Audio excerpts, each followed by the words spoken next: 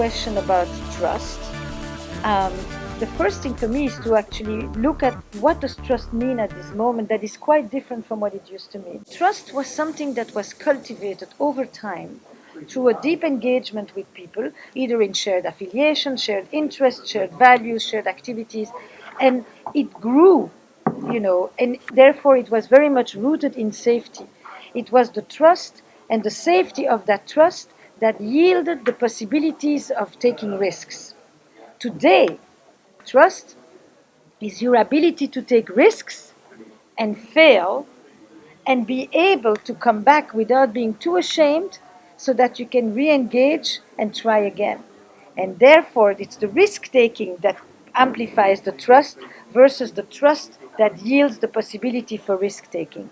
And all the theories of trust have literally grappled on both sides. Do you need to feel safe in order to take risks? Or is it the actual taking risks in a condition of safety that actually increases the trust? I think it's a both end, but it is what the second definition is what is allowing us today to actually trust total strangers. We are giving our homes and our cars, the things that are the dearest to us, to people with whom we share absolutely nothing.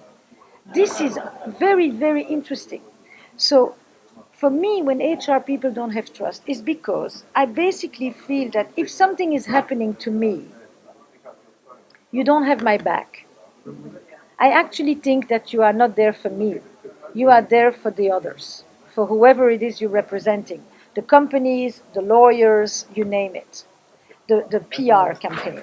So once I believe that you're not really there and you don't have my back and therefore I can't rely on you, then I won't bring you anything.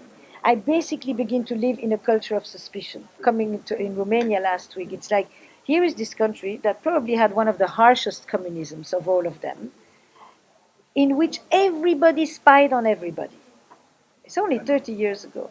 Everybody, husbands, wives, partners, children, siblings, best friends, everybody spied on everybody. You want to talk about a tear of the fabric of trust, there is nothing left.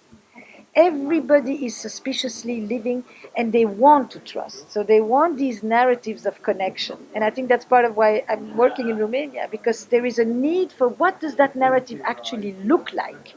It is also a trust in the fact that kindness can lead to something rather than the harshness, the corporal punishment, the violence that permeates that environment that basically said, and I do this for your own good, to prepare you to the harshness of life. And then if you did well, then I could say, of course, that's because of how I raised you. But you can raise people in a family and you can raise people in a company. You can terrorize people and say, you see, they're very productive. That's the sign. It's called attribution theory, So to know that an HR company or people department is trustworthy is to know that, first of all, it is really there to look at the ethics of relationships. It is really there to look at the way that people are either, seen or ignored, or seen too much versus others not enough. Like everything else, dysregulation in relationship is about too much attention or too little attention, intrusion or neglect, harassment or disregard. This is the level of where all relationships dysregulate. And a good HR system lets you know that they are attuned to that. They're watching it. They're watching it carefully. They're watching the person who did all the work with somebody else who got the promotion and say, that is not correct.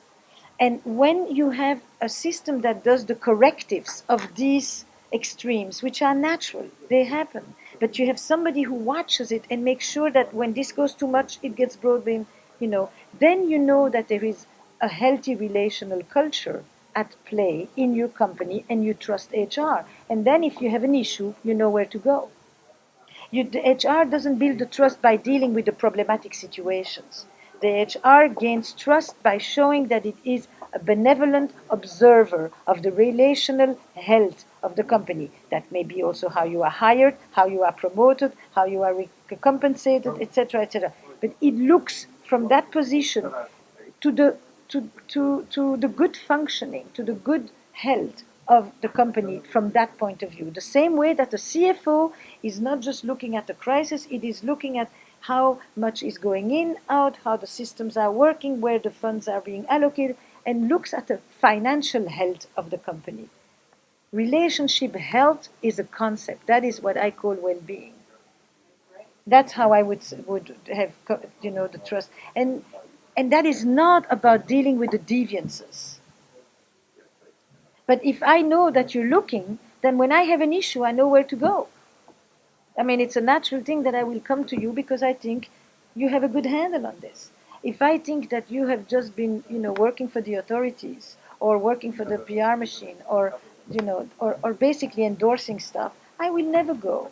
I will never go. I will go to you. I will find the biggest gossiper. I will find the one that is going to create toxicity in the company, but that toxicity is serving my disgruntledness. I won't do it myself necessarily, but I know how to make everybody not function anymore. And then instead of saying, interdependent part systems, this is not doing well, and therefore this is being dysfunctional here. No, we're going to forget that, and we're going to just look at this, and we're going to say there are some people on this team that are not really good. This is the way it works. Instead of looking at relational systems, which is what happens between people or departments, we go and we think essentially about the particular traits of a unit, a department, or a person, and we essentialize the problem rather than look at it in dynamic terms.